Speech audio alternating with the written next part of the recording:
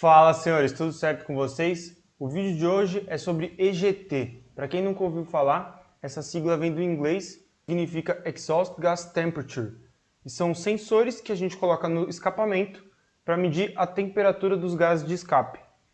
Essa é uma medição muito interessante, traz para nós várias informações sobre o acerto do motor. E o vídeo de hoje vai ser sobre isso, vou explicar para vocês como funciona, aonde colocar e para que eu uso isso no acerto.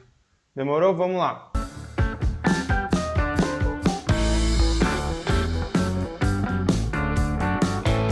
Primeiro, explicando para vocês que o EGT ele é um resistor do tipo K. O que isso significa? Que ele é uma resistência elétrica que quando você coloca no escapamento, a temperatura dele vai variar conforme os gases de escape vão ficando mais quentes ou mais frios. E com essa variação de temperatura do sensor, a resistência dele varia. Quando você fornece uma tensão para ele e a resistência vai variar, a tensão de saída também vai variar. Então, medindo essa tensão de saída do resistor, você consegue ter uma noção muito boa da temperatura do gás de escape, que esse é um sensor calibrado. Vou colocar para vocês um desenho que eu fiz para explicar mais ou menos o tanto de EGT que a gente usa na indústria, de fato, para calibrar os motores das montadoras. Quando está um motor num dinamômetro de bancada, numa calibração base e até nas primeiras etapas que o motor está rodando na rua já, ele está ligado com um monte de sensores, um monte de EGT, está medindo a temperatura de tudo. Olha aqui o meu desenho. Ó, aqui é um carro aspirado. Como vocês podem ver, na saída de cada coletor de escape aqui, de cada cilindro individual, tem um EGT. As medições de temperatura de cada cilindro vão ser um pouco diferentes.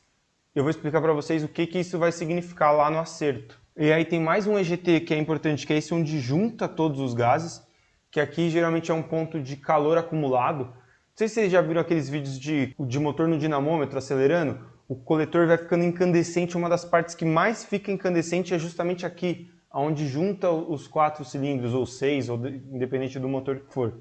Na indústria a gente também mede 3 pontos diferentes no catalisador. A temperatura do catalisador é muito importante para um carro original, então a gente está sempre medindo na entrada, no meio e na saída do catalisador. Bom, agora que vocês já sabem como que ele mede e aonde que vão os sensores, eu vou explicar para vocês de fato o que dá para entender sabendo a temperatura do gás de escape. Pessoal, a temperatura do gás de escape está diretamente ligada a alguns fatores. Esses fatores são carga do motor. Quanto mais carga você der, a temperatura tende a subir com a carga, tende a ficar mais quente no escape com a carga. Segundo fator, avanço de ignição. Quanto mais adiantado o seu avanço, mais dentro da câmara vai acontecer a combustão. Então, você acaba retendo o calor mais dentro da câmara e menos desse calor vai para o escape. Então, quanto mais avanço, menos calor no escape. Quanto mais baixo for o seu avanço, se você usar um avanço 0 graus ou avanços negativos, eles jogam muito calor no escape. O gás de escape varia, primeiro, com a carga, segundo, com o avanço de ignição, o ângulo de ignição, terceiro, com o lambda. A razão lambda é muito influente na temperatura do gás de escape. Como vocês viram, uma série de fatores interferem na temperatura do gás de escape. E essa temperatura ela é muito importante. Primeiro, para você saber que você não vai derreter o seu coletor de escape. Segundo, para você saber que você não vai derreter sua turbina se você tiver um carro turbo. É mais importante ainda, tem mais um fator para você saber exatamente a sua temperatura de gás de escape. E por último, ela é muito importante para o catalisador. Se for muito quente, vai acabar queimando de fato o seu catalisador e aí você vai ter que substituir a peça. Então, fazer uma preparação de um carro com catalisador traz esse tipo de problema. Por isso que a galera tira muito o catalisador. Além dele ser uma restrição de fato no escape, para você que tenha ele lá funcional e que você não queime o catalisador, exige que a sua temperatura de gás de escape não seja tão alta. Por isso que o pessoal às vezes fala que carro original é muito gordo, carro original tem um lambda muito rico. E em partes, esse lambda muito rico é para dar uma baixada na temperatura de gás de escape e preservar o catalisador. Vou dar alguns exemplos aqui. Eu instalei no meu carro, Eu tenho um DS3, ele vai ser mostrado aqui no canal, até hoje eu não mostrei, mas daqui a pouco vai ter um vídeo do carro aqui. Então se você não quiser perder esse vídeo, já se inscreve, dá um like nesse vídeo se estiver gostando também. No meu DS3 eu instalei um EGT. Quando é um carro turbo, é muito importante que você instale antes da turbina, porque é justamente para proteger a turbina, que é uma das grandes importâncias do EGT. Com o meu EGT no DS3 antes da turbina, eu estou lendo a temperatura de um cilindro só, que no meu caso foi do cilindro 1. E eu escolhi ele porque era o único que fisicamente dava para montar. Como o coletor do DS3 é desse tamanho, eu não tive outras escolhas, eu tive que montar no cilindro 1. Eu já fiz algumas experiências assim para ver como é que o EGT se comportava, e eu vou contar para vocês. Por exemplo, o meu carro está acertado na Podium. Se eu coloco gasolina comum, ele anda normal. Só que o que a injeção vai fazer? Ela vai perceber que o carro está dando um pouco de knock, está acontecendo algumas detonações, devido ao combustível ser de uma qualidade inferior, ele tem menos IAD, que eu já expliquei para vocês no outro vídeo, que é o vídeo do E50, se você não viu, clica aqui ou aqui, que eu estou virando youtuber. Então quando eu coloco gasolina comum, o que acontece? O meu motor ele tira avanço. Quando ele tira avanço, eu vejo lá que o EGT já sobe, entendeu? Então o EGT do meu carro na comum, ele é uns 60, chega até 80 graus mais quente do que o EGT do carro na Podium, na mesma condição. Por isso, galera, que é um dos fatores, se você tem um carro turbo, você vai remapear, dê preferência para Podium. A sua turbina vai ser bem menos exigida nesse ponto de ter risco de derreter de fato a turbina. Outra experiência que eu fiz, você já ouviu o pessoal falar que lambda pobre quebra o motor, se tiver magra mistura quebra, o pessoal fala. Isso daí é verdade, mas é uma verdade pequena, só em uma zona. Para os outros casos isso não é verdade. O lambda de máxima temperatura de câmara e máxima temperatura de gás de escape é o lambda 1, que por coincidência é o lambda que as montadoras mais usam, né? É o lambda de uma reação química estequiométrica, você tem exatamente a massa de ar que precisa reagir com aquele combustível, então não sobra ar e não sobra combustível, você tem uma reação exata. E quando você tem essa reação exata, nenhuma das partes está entrando e saindo da reação sem participar dela. Eu vou fazer um desenho para ficar mais claro. Pessoal, fiz um desenho bem simples aqui para explicar. Dá uma olhada, eu mantive sempre a mesma quantidade de combustível e variei só a quantidade de ar da reação química. Então vamos supor que essa primeira aqui de cima, você tem 14,7 gramas de ar para 1 grama de gasolina. Isso é uma reação química estequiométrica para gasolina pura. Então não vai sobrar nem gasolina e nem ar. Todo mundo que entrar na reação vai sair reagido. Aqui na segunda linha, o combustível é o mesmo, mas tem ar de sobra. O que isso significa? Que vai entrar todos esses reagentes na câmara de combustão, mas vai ter uma parcela de ar que não vai reagir com ninguém.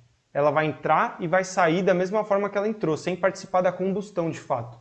Então ela vai estar lá só para roubar calor. Então essa combustão aqui, que é pobre, tem combustível de menos, né, ou ar de mais, ela é pobre nesse sentido, ela vai ter uma temperatura de combustão e temperatura de escape mais baixa do que uma queima estequiométrica. Seguindo aqui, o terceiro passo seria uma combustão rica, que a gente tem menos ar com o mesmo combustível. Nesse caso, o que vai sobrar vai ser o combustível. Então vai ter uma parcela de combustível que não vai reagir e vai estar na câmara de combustão só roubando calor. Então, mais uma vez aqui, você vai ter uma queima mais fria do que se você estivesse na razão estequiométrica. Vou fazer um gráfico para vocês de como é a temperatura no gás de escape em função de um lambda, numa condição fixa que a gente só está variando o lambda. Dá uma olhada nesse desenho, galera. Essa curva aqui é a temperatura de gás de escape em função do lambda. O máximo, o gás mais quente vai sair em lambda 1. Para rico, fica mais frio.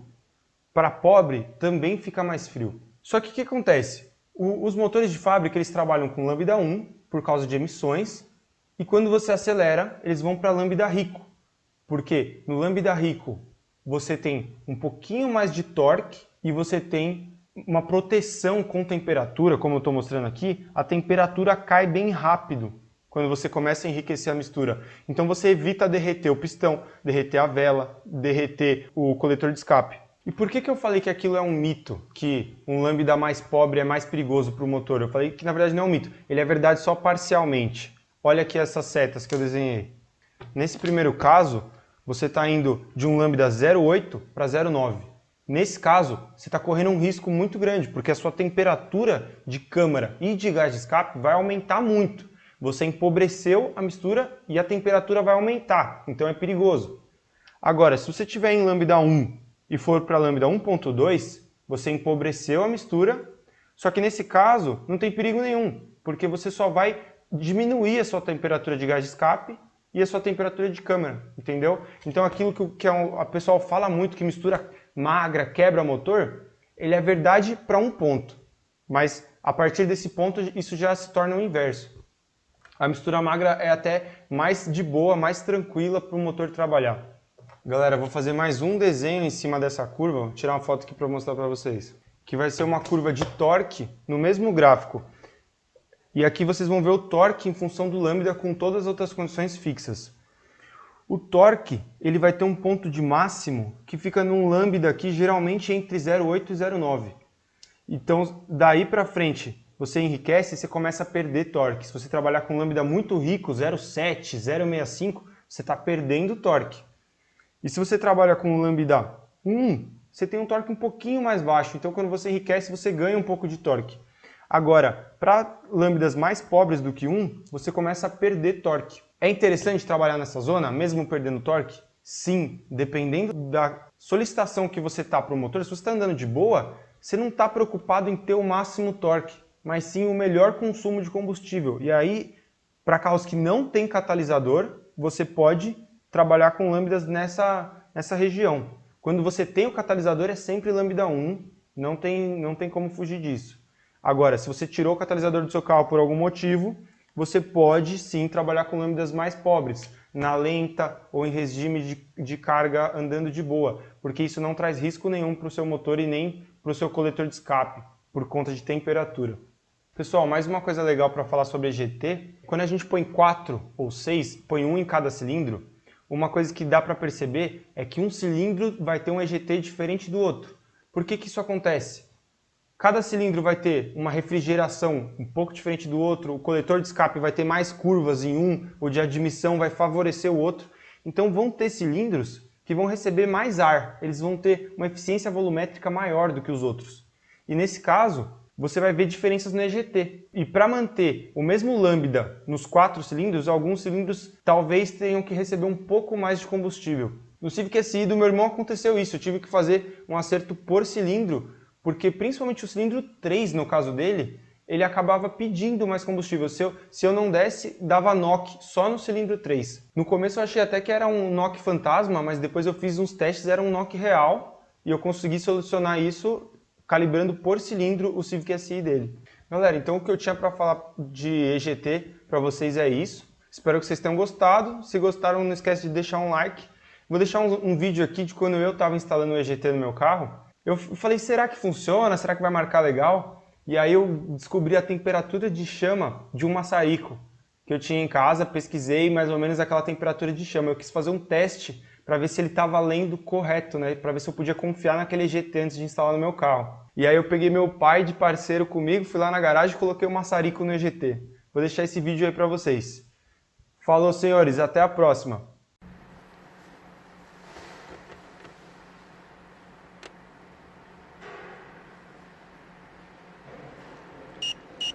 Já passou dos 700, Jago.